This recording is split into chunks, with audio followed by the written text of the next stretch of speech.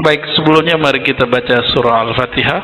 Semoga Allah membuka hati pikiran kita, memberkahi pengarang kitab ini, Syekh Ali Jum'ah hafizahullah, masih hidup, dan mereka sangat benci dengan Syekh Ali Jum'ah, tapi Ahlus Sunnah sangat cinta dengan beliau. Al-Fatihah. A'udzubillahi minasyaitonir rajim. Bismillahirrahmanirrahim.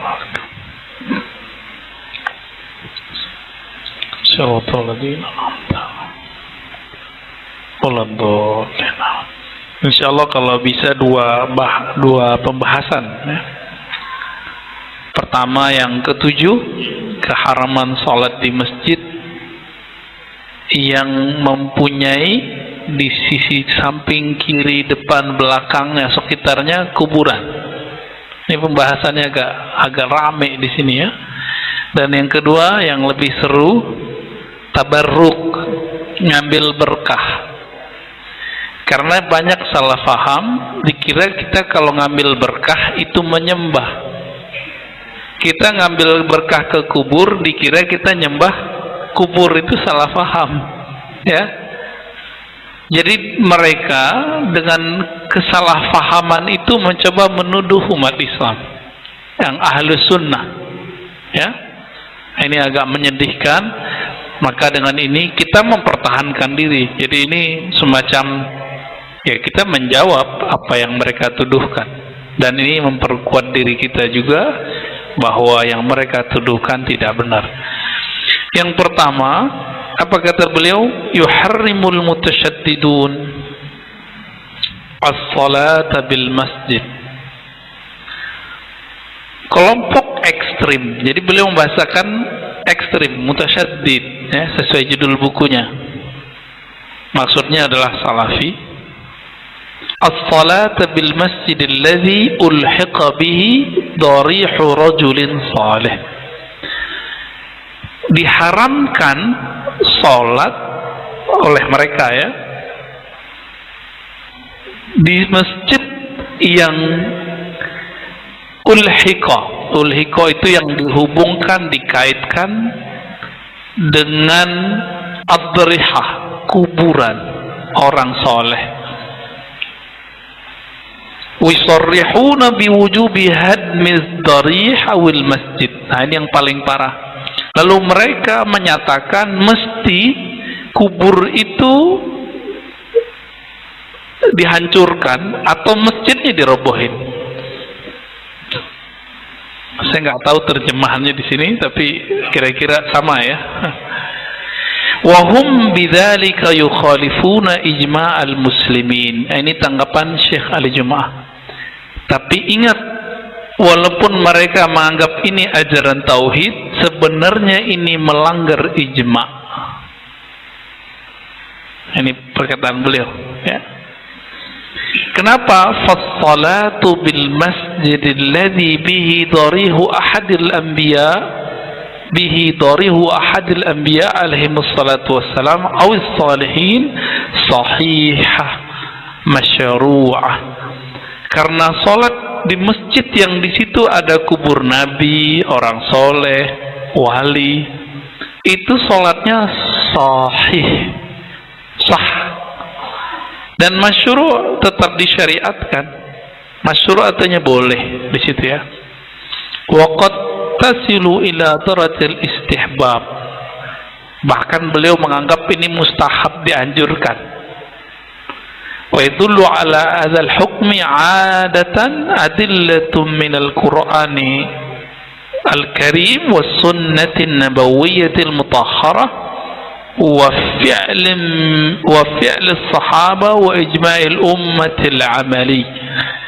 Dan ini dalilnya Quran, sunnah, fi'il sahabat. Sahabat Nabi sholat nggak di Masjid Nabawi? Sholat. Kapan Masjid Nabawi itu gabung dengan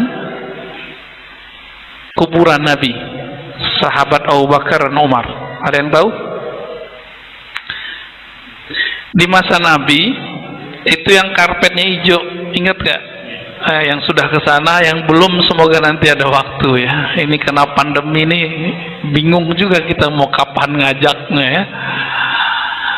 Terus yang kedua ya, yang harus diingat, pemugaran pertama itu pada masa Sayyidina Utsman dipugar, tapi masjid masih yang lama yang dipugar ke belakangnya, ke sampingnya, tapi kamar Sayyidatuna Aisyah belum berubah.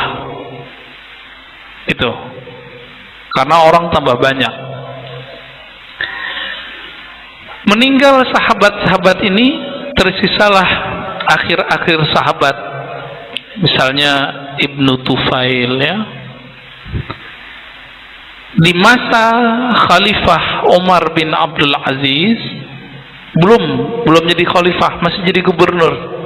Di masa beliau jadi gubernur, itu masjid dipugar, rumah Sayyidah Aisyah yang di dalamnya ada 3 kuburan mulia, Nabi Muhammad, Sayyidina Abu Bakar, Sayyidina Umar, otomatis masuk ke dalam bangunan masjid sampai hari ini. Yang udah ke sana kebayangnya jelas ya. Kalau enggak tinggal nonton aja tuh ya, Madinah apa ya, Madinah ya, Madinah TV kan sekarang di YouTube sudah banyak. Sahabat-sahabat yang melakukan Allah, kira-kira sholat kita boleh nggak di situ, sah nggak? Karena Syekh Albani nulis kitab judulnya Tahdzirus Sajid ya, melarang orang, dia nggak mau lagi sholat di masjid Jami' Amawiyah yang ada di Damaskus. Kenapa? Konon katanya di situ ada kubur seorang nabi. Lalu dia nggak mau lagi sholat di Masjid Nabawi setelah dia lihat, wah, kuburan ada di dalam masjid nih. Bayangkan betapa pemahamannya itu menjadi penghalang dia menikmati salah satu hidangan-hidangan langit, yaitu ziarah kubur ya. Jadi ini Bapak kalau mau keras hatinya nggak usah datang ke kubur, Pak. Tapi kalau mau lembut hatinya sering ke kubur. Nanti kita ingat mati mulu. Maka saya melihat diri saya sendiri ya, selama dulu anti dengan kubur-kuburan itu, kerasnya bukan main. Bawaannya mau cari lawan aja ya, mau cari debat ya. Nggak ngukur diri, kemampuan nggak banyak. Ini banyak yang nantang-nantang saya itu banyak ya. Beraninya lewat sosmed. Kalau mau datang sini ya, kita diskusi kitab kalau berani ya. Kalau cuma lewat sosmed mah bisa aja main kata-katain orang kan. Dikata-katain kita. Dikata-katain tukang dongeng, khurafat, jahil ente, sesat ente. Dan kalimatnya mirip Khawarij di zaman Rasulullah, mengatakan ittaqullah. Hei, ente antum bertakwa kepada Allah. Seperti dulu Khawarij berkata kepada Nabi, hai Muhammad, takutlah kepada Allah. Persis sama, nggak jauh-jauh beda. Turunan-turunannya begitu semua ya, nggak ngukur diri ya. Seberapa takwa sih ya orang ini dibandingkan Nabi Sallallahu Alaihi Wasallam.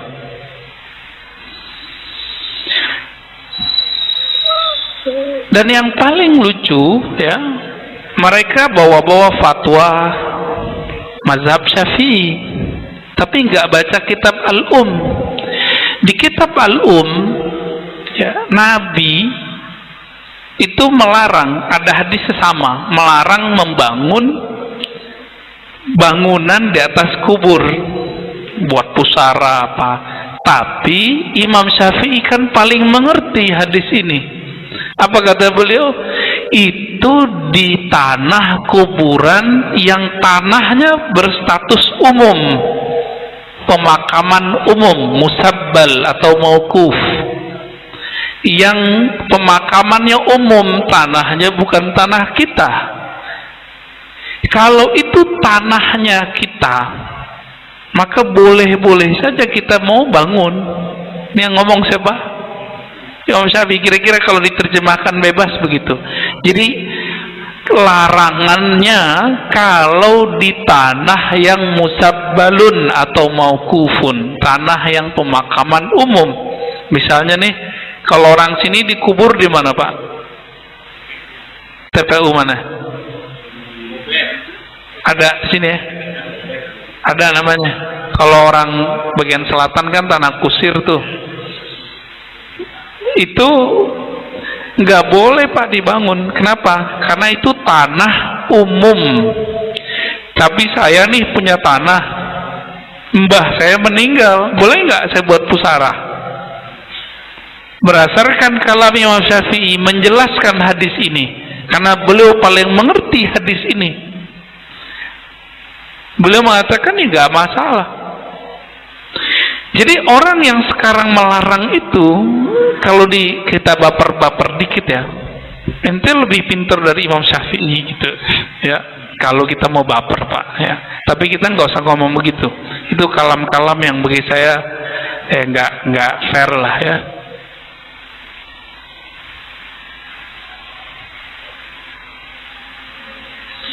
Apa dalil mereka dalam melarang sholat di masjid yang ada kuburan? Apa dalilnya? Dalilnya sahih, pemahamannya tidak sahih. Bisa gitu loh, Pak ya. Dalil benar, pemahaman tidak benar.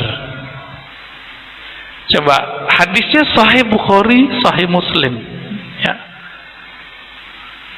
Nabi sallallahu alaihi wasallam bersabda, la'anallahu al-yahuda wan nasara ittakhadhu qubur anbiya'ihim masajidah.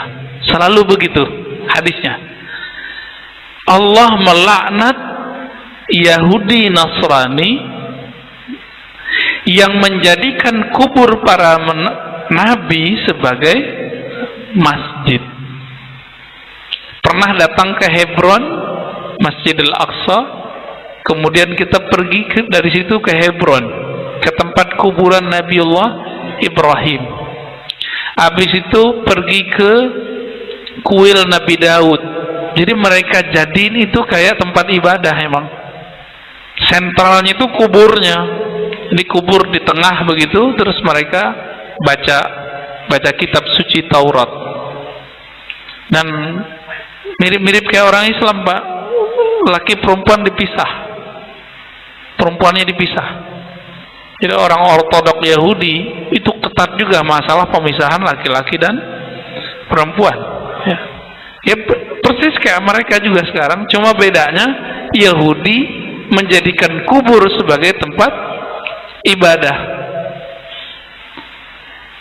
Nah, ini yang dilaknat. Kalau biasanya kiai-kiai dulu, syekh-syekh, tuan guru itu punya majelis, dibikin orang masjid, terus dia meninggal dikuburin di kan masjid, begitu kan? Persis seperti Nabi. Ini kan niru Nabi semua. Nabi datang ke Madinah buat masjid, benar? Meninggal dikubur di samping masjid, sama. Maka yang dilakukan oleh tuan-tuan guru kita, kiai-kiai kita, Pak Haji dulu, mu'alim kita yang lama, sama persis, nggak jauh beda, sama ya. Maka sunnah itu yang ditinggal orang hari ini, Pak. Dan ini dihidupkan oleh ulama-ulama pesantren di Pulau Jawa, khususnya Kalimantan. Saya lihat banyak. Kalau dulu di kampung saya itu ada surau suluk. Nah, tuan gurunya dikuburkan di samping atau agak ke depan deh, depannya mihrab. Jadi masih ada pembatas. Tempat orang khalwat 40 hari ya. Saya pernah berziarah ke ada namanya Syekh Muhammad Ilyasin Al-Naqsyabandi, kemudian Syekh Muhammad Tahir, Syekh Muhammad Jamil. Itu di depan ada mihrab seperti ini, di depannya agak ke sana. Karena arah kiblat agak ke sana ya. Beda dengan Turki. Yang sudah ke Turki pernah ke Masjid Ayyubiyah? Pernah? Ya, semoga kesana antum ya. Walaupun sehari 2 hari 3 hari cukup. Itu sahabat Nabi Abu Ayyub Al-Ansari, pewakaf Masjid Madinah. Meninggalnya bukan di Madinah, Pak. Hijrah dia ke Istanbul. Nah, beliau radhiyallahu taala anhu berkubur di satu tempat, yang tempat itu ditemukan oleh gurunya Muhammad Al-Fatih yang juga seorang mursyid tarekah. Muhammad Al-Fatih itu murid tarekat, Pak. Sekarang orang bawa-bawa khilafah nggak mau bertarekat. Akhirnya pergerakannya kering dari nuansa spiritual. Maka gesekan-gesekan yang terjadi susah diredam. Bapak coba aja cek, tidak ada orang berkumpul kecuali ada setan yang merasuk ke tubuh seseorang lalu menjadi penghasut. Di mana aja, mau di masjid, mau di RW RT, sampai pergerakan-pergerakan keislaman, semuanya masuk mereka. Bagus kan pergerakannya? Ada penyusup nggak? Ada, Pak, banyak penyusupnya. Itu yang merusak dari dalam sampai sekarang efeknya. Seharusnya tidak sampai pergerakan itu membenci sesama muslim, akhirnya membenci. Kebencian itu ajaran Nabi atau ajaran Islam? Ya kan? Itu mereka karena darah ini penuh oleh syaitan masuk, Pak. Masuk semua. Nah, ini bakal kejadian lagi nih 2024 ya. Kejadian lagi. Kita ingetin aja biar kita aware ya. Biar teman-teman kita yang kemarin merasa dirinya sudah berjuang nggak kecewa kedua kali, ketiga kalinya. Kemasukan setan lagi. Ya, kesurupan sih nggak, kemasukan ya. Ini bahayanya, Pak. Kenapa? Karena setan itu bisa jin, bisa orang kesurupan mah bisa didetek nih, kesurupan selesai. Tapi kalau orang kemasukan setan susah, Pak. Susah mendeteknya, itu susah. Karena setan itu pasti ngomongnya bagus. Kata setan, inni lakum minan nasihin. Aku betul-betul tulus menasihatimu. Itu bahasanya. Ya.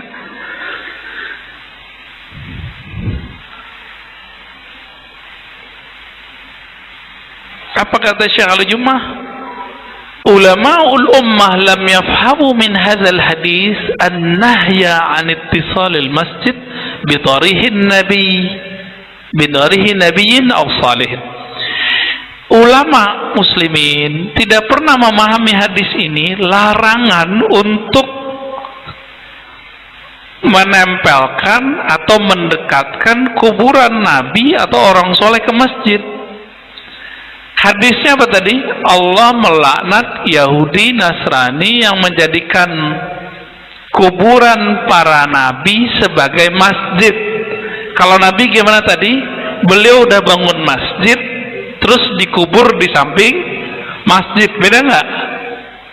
Ya, ada syekh di kampung kita, tuan guru, muallim, mereka meninggal dikubur di dalam komplek pesantren dekat masjid karena dia berharap nanti orang ziarah berkirim terus pahala kepadanya. Itu sebenarnya nggak lebih dari itu. Jadi kayak kiai-kiai kita yang meninggal itu masih berharap, Pak, bacaan dari kita, apalagi kita ya.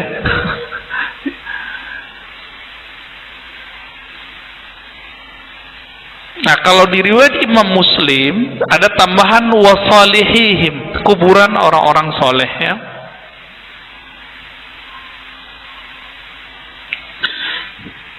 Jadi yang dilarang apa? Ittikhazul qabri masjidan ay yuj'alal qabru nafsuhu makanan lisujud. Menjadikan kuburan itu tempat sujud itu nggak boleh.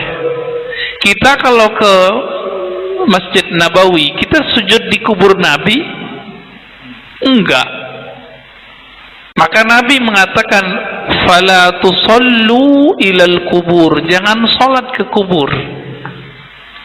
Makruh sholat ke kubur. Kalau di misalnya nih ada tuan guru kita meninggal dikubur di belakang mihrab, kan ada pembatasnya, nggak ada masalah. Nggak ada masalah sebenarnya. Dan yang paling lucu, mereka pakai ayat surat Taubah ayat 31. Ittakhadhu ahbarahum wa ruhbanahum arbaba, ya, min dunillah. Mereka Yahudi Nasrani menjadikan ahbar, ruhban, para rahib, para pendeta mereka sebagai Tuhan-Tuhan selain Allah.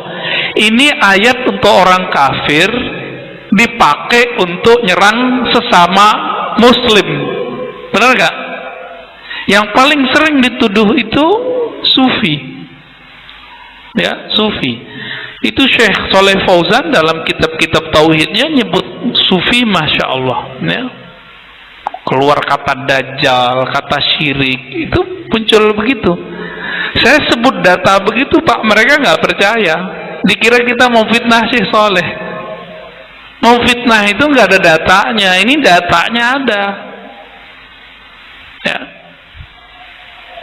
Itu yang mereka nggak mau paham, karena yang ngomong saya, ya, yang ngomong kita.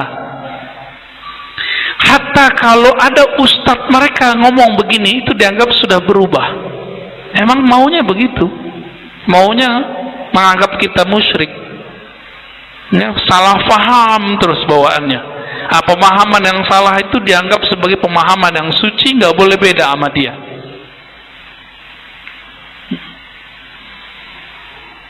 Maka kemudian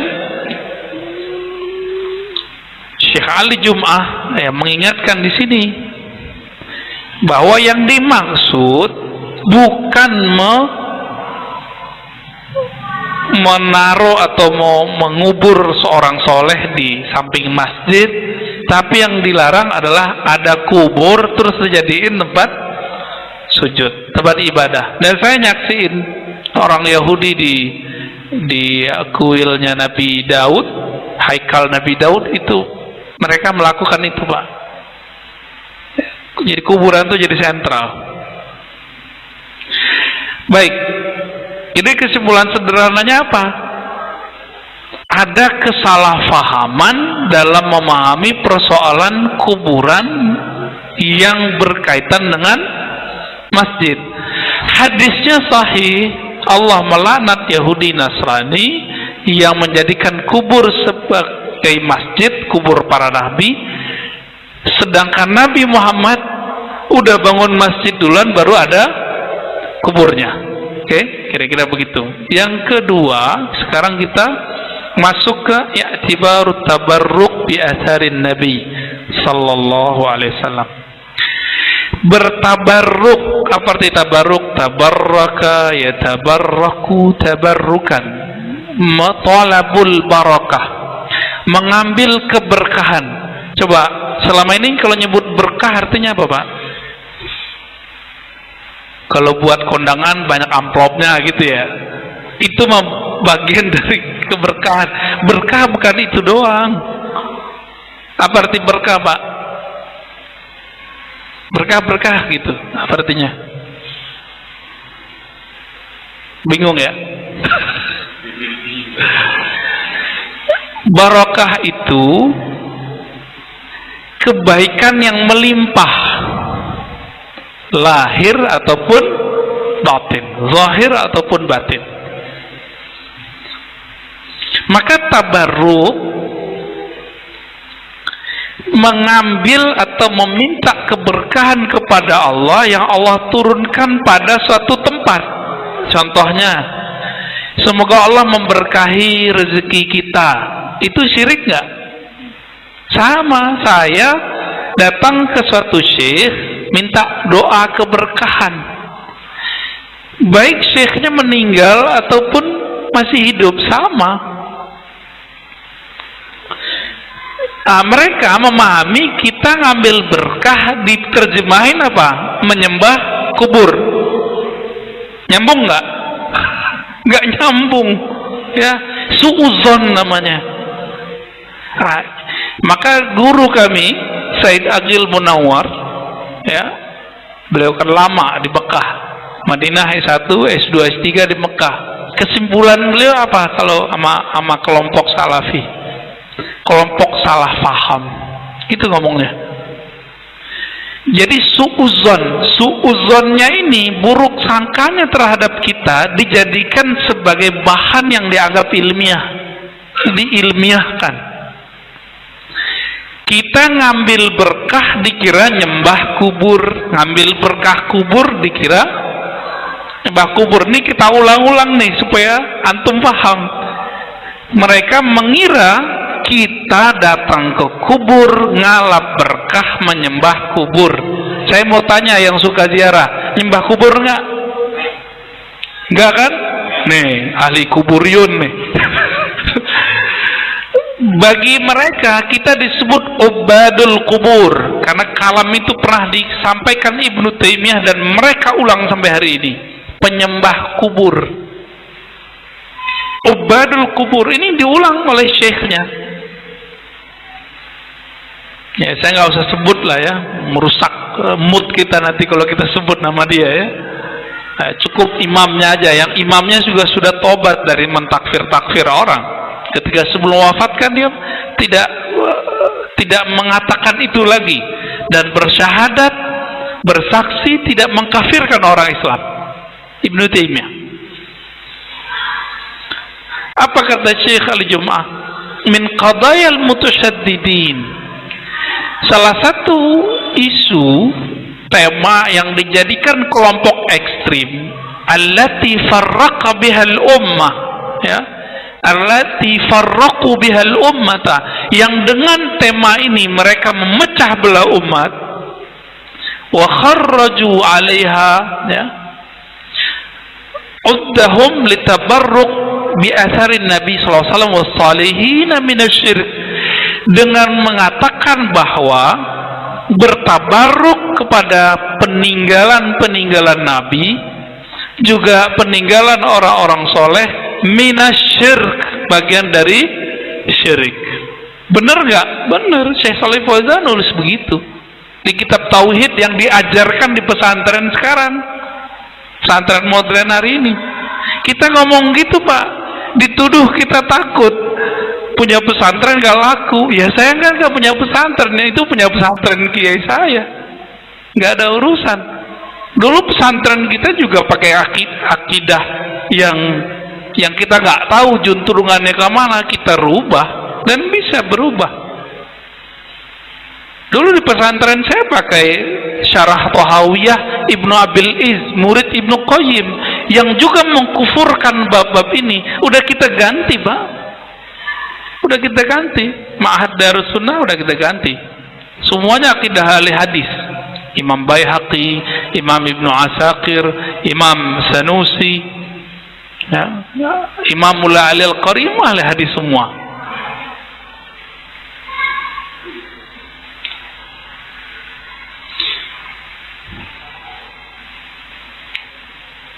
Jadi apa kata beliau? Wal muslim ya'taqid anna Allah Ta'ala huwa masdarul barakah. Muslim mau kuburiyun enggak kuburiyun sama, meyakini sumber berkah pada siapa? Allah atau benda?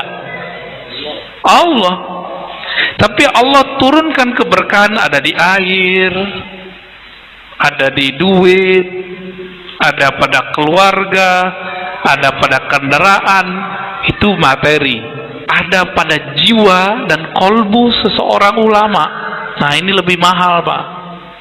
Keberkahan itu yang mau kita cari. Kenapa orang-orang kaya, para pejabat mencari kiai-kiai yang tersembunyi di pelosok-pelosok? Karena dia mau mencari keberkahan. Kenapa lame itu kuburan-kuburan wali? Mereka nggak ada satupun yang nyembah wali. Coba tanya aja sendiri. Tanya.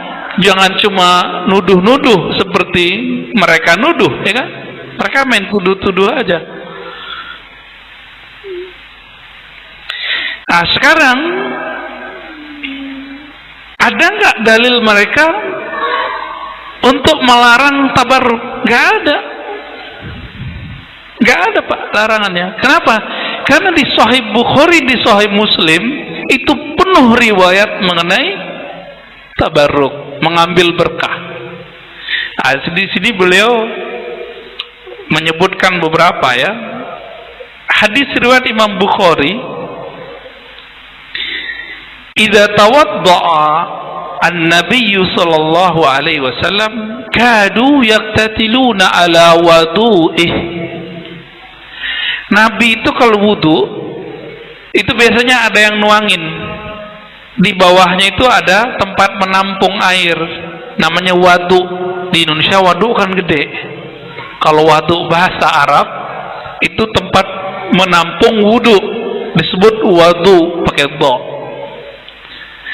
Kalau Nabi berwudu itu air netes, nggak sampai turun Pak, nggak sampai turun, diperebutkan oleh para sahabat.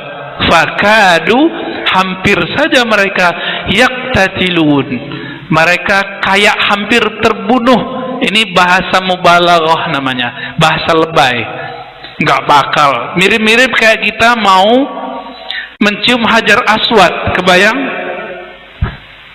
ya? Gimana? Nyium hajar aswad, laki perempuan udah nggak mikir syahwat lagi. Yang kebayang sama dia apa? Ada batu dari surga itu nyerapet, dan kita kadang kalah sama mbak-mbak ya. Udah tenang-tenang disikut-sikut, kelempar juga Pak kita. Tapi alhamdulillah saya nggak pernah kelempar Pak. Kalau udah ngelihat sekali baca la haula wala quwwata illa billah, tiba-tiba nyampe.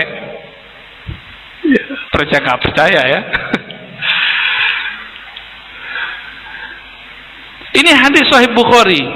Sahabat Nabi musyrik nggak? Sahabat Nabi meyakini air bekas wudhu Nabi itu berkah. Nabi larang nggak? Nabi larang nggak pada hadisnya? Nggak ada satu hadis yang melarang. Coba saya tunjukin satu hadis saja yang melarang sahabat ngambil berkah. Nggak ada.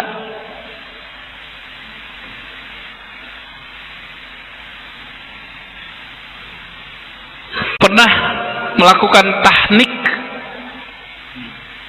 anak baru lahir, kita datang ke muallim, tuan guru, kiai, syekh, kita bilang tolong Pak Kiai tahnik ya, digigit kurma kita masukin ya. Kalau saya nggak berani Pak mentahnik karena saya banyak dosa. Jadi nggak perantas, jadi jangan minta tahnik sama saya. Kalau doa saya doain.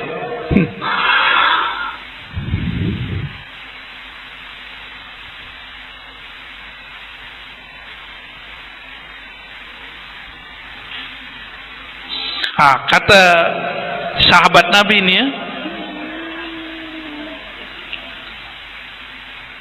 Anil Miswar ya, Anil Miswar bin Makhrama ba'da rujuu Urwa bin Mas'ud ila Quraisy, faraja'a Urwa ila ashabi faqala ay qaumin wallahi laqad wafattu ala al-muluq wafattu ala Qaisar wa Kisra wa Najasi wallahi ma raitu malikan qad yu'azzimuhu ashabuhu ma yu'azzibu ashabu Muhammadin sallallahu alaihi wasallam Muhammadan sallallahu alaihi wasallam. Saya, kata dia, sering datang diutus untuk pergi ke raja-raja. Jadi dia diplomat nih ceritanya. Tidaklah aku datang ke seorang raja, kaisar, ya, gubernur, lalu aku melihat orang menghormati mereka sehebat ashabu Muhammad. Sahabat Muhammad menghormati Nabi Muhammad sallallahu alaihi wasallam. Yu'azzim artinya bahasa Arabnya apa? Menta'zim. Menta'zim azama yu'azzimu ta'ziman, mengagungkan. Mengagungkan mirip-mirip kultus gak? Beda. Kultus kan bahasa Inggris. Kita tanya sama orang Inggris, kultus artinya apa? Kan saya nggak tahu Pak. Coba yang jago bahasa Inggris. Ya, cult ya. Apa artinya? Mirip dengan yu'azzim. Cuma bedanya dalam bahasa Indonesia kultus ini identik dengan syirik. Tapi kalau ta'zim, ini identik dengan cinta. Itu. Kalau dalam bahasa Indonesia, kan bahasa lain kita serap, tapi kita punya makna sendiri kadang. Mentakzim Nabi sampai sedemikian rupa, Sallallahu Alaihi Wasallam. Kira-kira Nabi itu gimana itu, Pak? Air wudhunya diperebutkan orang. Debatlah saya dengan seorang dokter sama alumni yang saya sebut juga, ya. Apa kata dia? Oh, itu haram, musyrik. Ya kita sebutin, dokter. Waktu itu saya masih magister, Pak. Masih belum selesai doktoralnya, masih menulis. Ente baca Sahih Bukhari enggak? Gitu. Kita main kontan aja, Pak. Main cut aja karena kita ngomong pakai bahasa Arab, jadi orang-orang sekitar kira-kira nggak paham. Dokter, menurut ente kalau ada di Sahih Bukhari itu sahih nggak? Bengong juga dia, Pak. Oh ya sahih. Ngeles. Itu khusus buat Nabi. Khasun lin Nabi. Ya saya tanya balik. Mana dalil yang mengkhususkannya? Harus ada loh dalil yang mengkhususkannya. Bahwa itu harus untuk Nabi, nggak boleh untuk kiai, nggak boleh untuk orang soleh. Mana dalilnya? Bahwa tabarruk hanya untuk Nabi, tidak boleh untuk pewaris Nabi. Kalau ulama pewaris para Nabi, berarti ulama juga boleh ditabarukin, ngambil berkah dari ulama, ngalap berkah dari mereka boleh, karena pewaris nubuatnya Nabi Muhammad mereka, namanya ulama. Itu paham ya? Ya.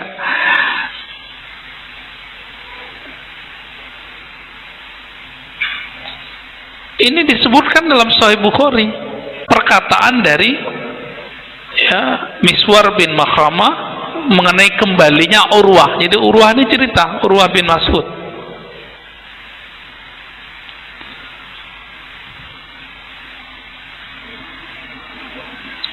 Dalam hadis Muslim tadi saya cerita tahnik. Waqad sahha anhu kana ya'ti bisbyan fayubarriku alaihim wa yuhannikuhum. Nabi SAW datang ke anak-anak sibyan, jamak dari sobi, anak-anak. Jadi Nabi ini suka main sama anak-anak, Pak. Jadi ini yang udah jadi kiai, jadi ustadz, jangan belagu, suka main sama anak-anak, kayak gelut-gelut kalau bisa. Fayubarriku alaihim, lalu Nabi memberikan keberkahan bagi mereka. Yubarrik, baraka, yubarriku, taberikan. Kalau tadi tabarruk ngambil berkah, yubarrik ngasih berkah. Jadi berkah dikasih sama Nabi. Musyrik gak Rasulullah? Hah? Gimana? Rasulullah musyrik gak? Sahabat musyrik gak? Katanya berkahnya dari Allah. Berarti yang salah siapa? Yang nggak baca Sahih Bukhari, Sahih Muslim. Saya ngomong ini kenceng nggak, Pak? Ya maaf ya kalau kenceng ya. Ya kurang kenceng malah. Waduh maaf Pak, saya nggak bisa lebih kenceng dari itu.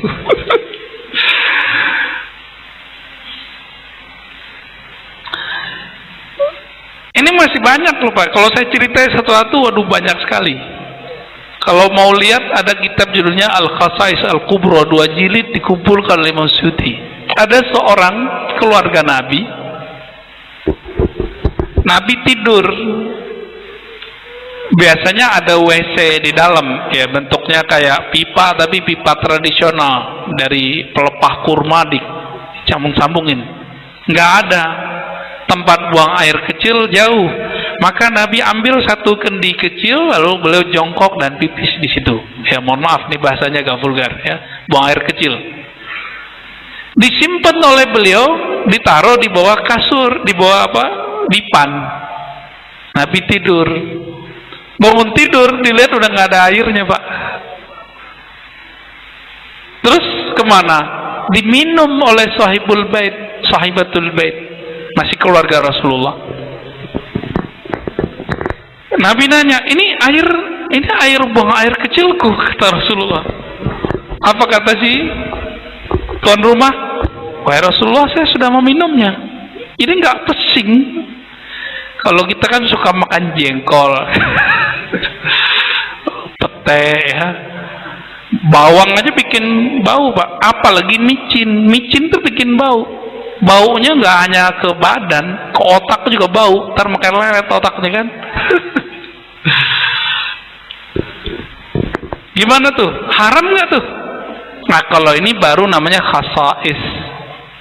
Ngambil berkahnya umum, tapi yang diambil dari Nabi apa? Buang air kecilnya. Nah, ini khusus buat Nabi. Itu emang ada kitabnya. Darah bekam Nabi nggak dibuang Pak, dimakan oleh sahabat yang sudah kenyal-kenyal. Kan darah kalau mengental kayak jeli. Mau ditanam karena Nabi suruh menanam, berarti banyak orang yang mau berkhidmah ke Nabi. Nabi sebenarnya nggak mau merepotkan orang, tapi mau jalan orang nawarin, wahai Rasulullah biar saya yang buang, saya yang tanam. Ditanam, udah masuk ke tanah diambil lagi. Kan nggak ada yang dari Rasulullah itu sia-sia, blek blek blek masuk Pak. Apa kata Nabi? Itu perut nggak bakal sakit perut, cuma minum darah Nabi. Musyrik itu. Kalau ya berani nggak antum nuduh Nabi musyrik? Berani nggak nuduh sahabat musyrik? Katanya akidahnya salaf. Sumber salaf kan Nabi. Sumber salaf kan sahabat Nabi. Kalau mau ikut salaf yang benar-benar salaf ya mereka orangnya, bukan yang ngaku-ngaku hari ini. Gitu.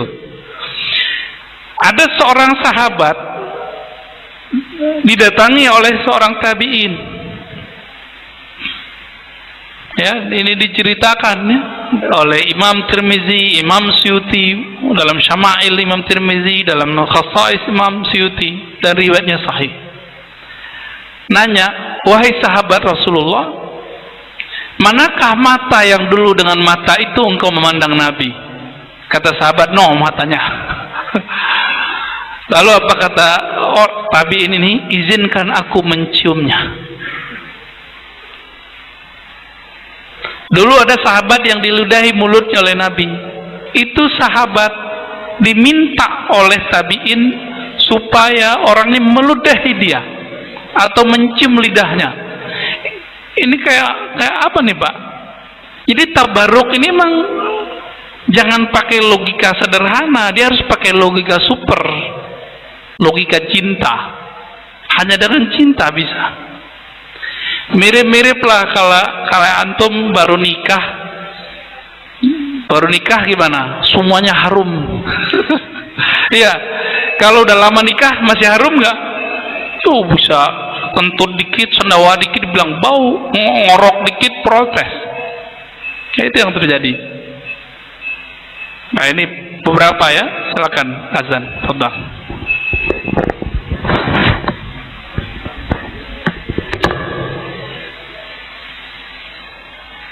Nah, sekarang kita masuk ke mereka kan sering menggunakan hadis arba'in Imam Nawawi, Riyadhus Shalihin Imam Nawawi. Ini kalau benar ikut Nawawi nih, Imam Nawawi ini bukan Nawawi Al-Bantani loh Pak ya, An-Nawawi Ad-Dimashqi, Ad-Dimashqi.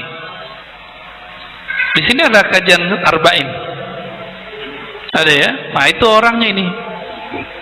Beliau punya kitab judulnya Syarah Sahih Muslim. Di Syarah Sahih Muslim, Imam Nawawi mengatakan setelah menyebutkan al-istishfa' bi jubbati Rasulillah. Jadi sahabat Nabi, orang-orang setelah Nabi berobat, ngambil keberkahan berobat dengan jubah Rasulullah sallallahu alaihi wasallam. Lalu apa kata beliau? Wa fi hadzal hadis dalilun ala istihbab at-tabarruk bi atharis salihin wa thiyabihim. Berdasarkan dalil ini dianjurkan bertabarruk, mengambil berkah. Itu terjemahannya gitu. Bukan menyembah, mengambil berkah dari asar salihin, peninggalan-peninggalan orang soleh dan pakaian mereka. Imam Nawawi yang ngomong, berarti Imam Nawawi musyrik kan nih? Jadi kita kasih tahu mereka, antum kalau mengkafirkan atau menganggap musyrik, minimal anggap musyrik, bertabarruk, maka engkau telah memusyrikkan Rasulullah, engkau telah memusyrikkan sahabat Rasulullah, para tabi'in, dan imam-imam ahli sunnah, khususnya Imam Nawawi. Tuh baru kenceng Pak. Mau dengar yang begitu dari tadi tuh.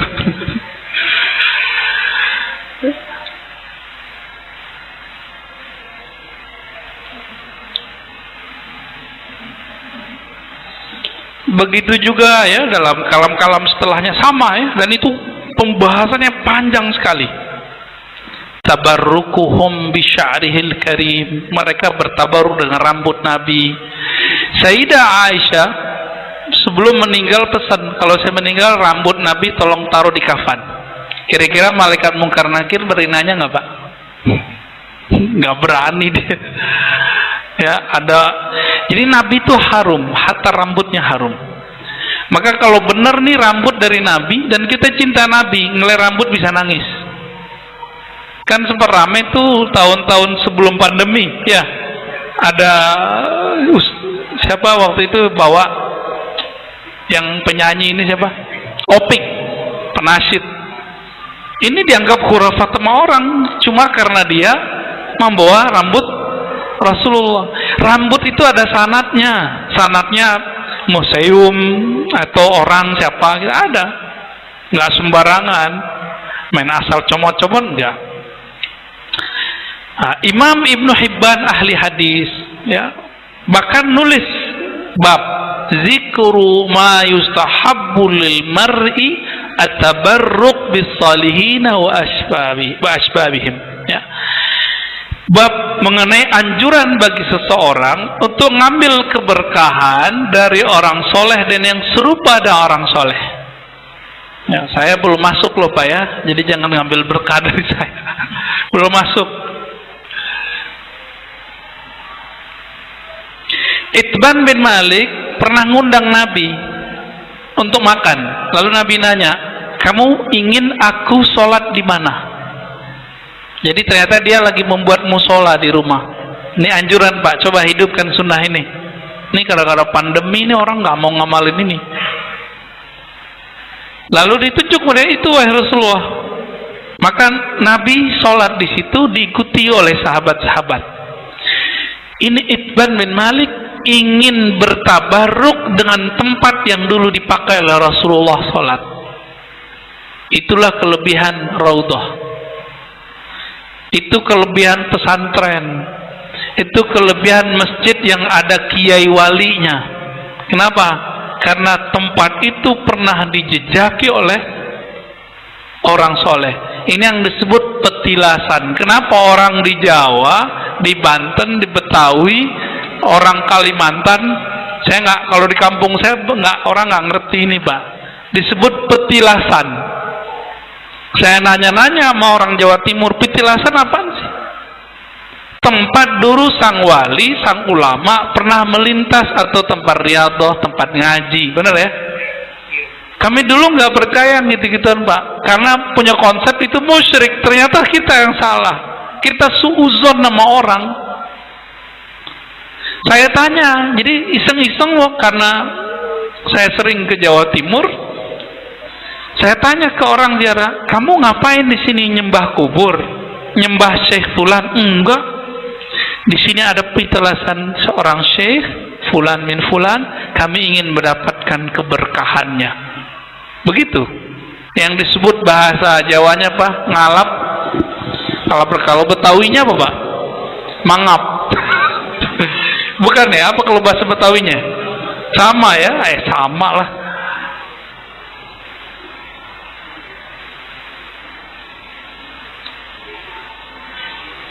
Sabit Al-Bunani ketemu Anas bin Malik. Ini bagian-bagian akhir.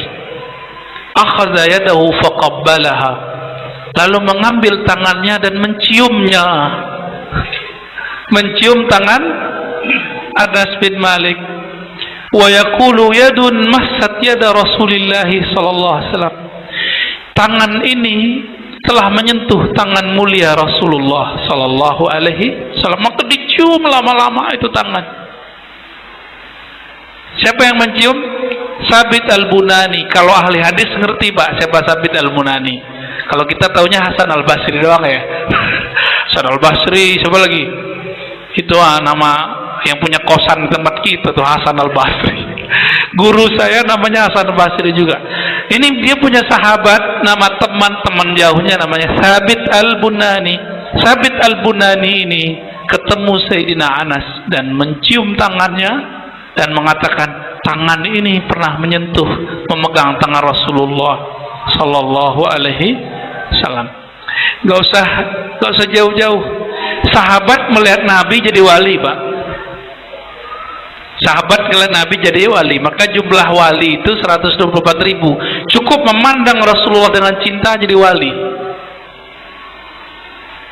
Antum pengen jadi wali nggak? Cari wali, cintai dia.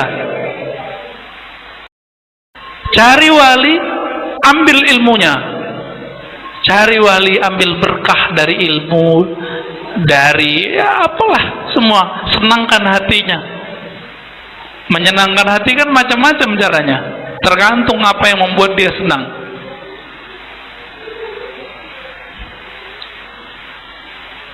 Fanaqulu nahnu idza fatana dzalika hajarun mu'azzam bimanzilati yaminillahi fil ardi. Hajarun mu'azzam bimanzilati yaminillahi fil ardi massathu syafata Rasulillah sallallahu alaihi wasallam lasiman lahu fa idza fataka al-hajj wa talaqaita al-wafat faltazimul hajj. Anas sudah meninggal, benar nggak? Radhiyallahu taala anhu. Sayyidina Anas sudah wafat. Sekarang yang dicium Nabi, tangannya yang dipegang Nabi, masih ada nggak di dunia? Masih ada nggak? Benda yang sampai sekarang nggak berubah-ubah, posisinya juga nggak berubah, itu pernah dicium oleh Rasulullah. Apa? Hajar Aswad, itu maksud teksnya barusan. Kan kalau diterjemahin repot. Apa kata beliau? Kata Imam Zahabi. Ini Imam Zahabi murid Ibnu Taimiyah nih. Nah, meriwayatkan perkataan Sabit Al-Bunani.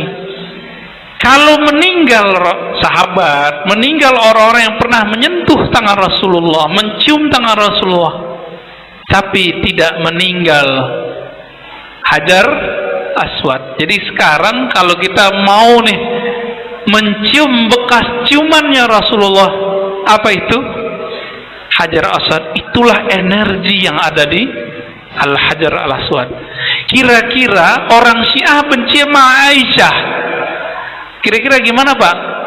Lebih manjangan mana? Mohon maaf nih agak vulgar dikit. Nabi mencium Aisyah itu mencium Hajar Aswad. Lebih berkah Sayyidah Aisyah pastinya. Tapi orang-orang Syiah Rafidhah berani mengatakan Aisyah fahisyah. Nauzubillah min dzalik. Gergetan kita kalau sampai ke sana ya. Berkah nggak tuh tubuhnya Sayyidah Aisyah? Berkah sampai ke rohaninya berkah. Itu Sayyidah Aisyah itu.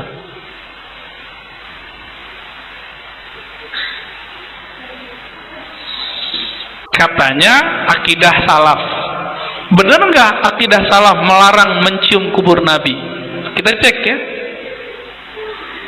Su'ila Ahmad bin Hanbal an massil qabrin nabawi wa taqbilihi falam yara bidzalika ba'san. Rawahu anhu waladuhu Abdullah bin Ahmad. Jadi Imam Ahmad ditanya, apa hukum ngapain? Menyentuh atau mencium kubur Nabi. Kita kalau coba cium Pak atau sentuh, diteriakin Askar nggak? Apa kata dia? Haram, haram. Kalau mau husnuzon mungkin biar rapi, disiplin. Tapi kan nggak boleh ngangkat suara di dekat Rasulullah. Ya, surah Al-Hujurat ya. La tarfa'u aswatakum fawqa sautin nabi. Jangan angkat suaramu di atas suara Nabi. Masalahnya mereka meyakini Nabi itu udah mati, itu masalahnya. Jadi mereka ngangkat suara di situ, nggak ada adabnya. Maka Askar yang begitu, kita kasihan. Dia diperintah, tapi nggak punya adab. Padahal orang akan lebih respect kepada orang yang punya adab. Misalnya, biar rapi, ya kasih senyum aja, gitu. Maka dulu Syekh Mutawalli Asy-Sya'rawi pernah mengkisahkan mengenai dia dibentak oleh Askar karena mencium kubur Nabi, belum dipugar kayak sekarang, Pak. Akhirnya apa? Diambil tuh Askar, dicium keningnya. Orang Arab kan biasa cium kening cowok dengan cowok, bukan hombreng loh, Pak ya. Kasihan. Terus orang langsung tenang dan senang.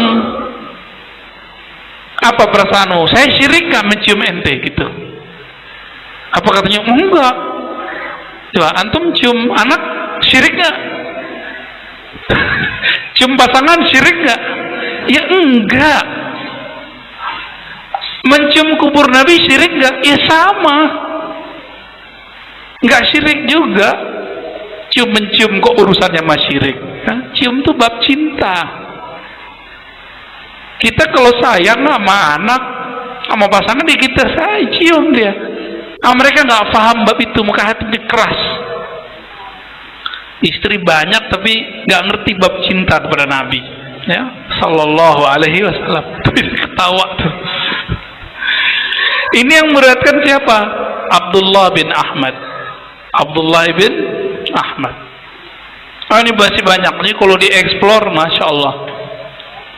Dia udah 1949. Semoga kajian ini Allah berkahi, dan saya minta ampun kepada Allah jika ada niat yang salah dalam kajian ini, niat ingin berdebat atau ingin merendahkan, ya.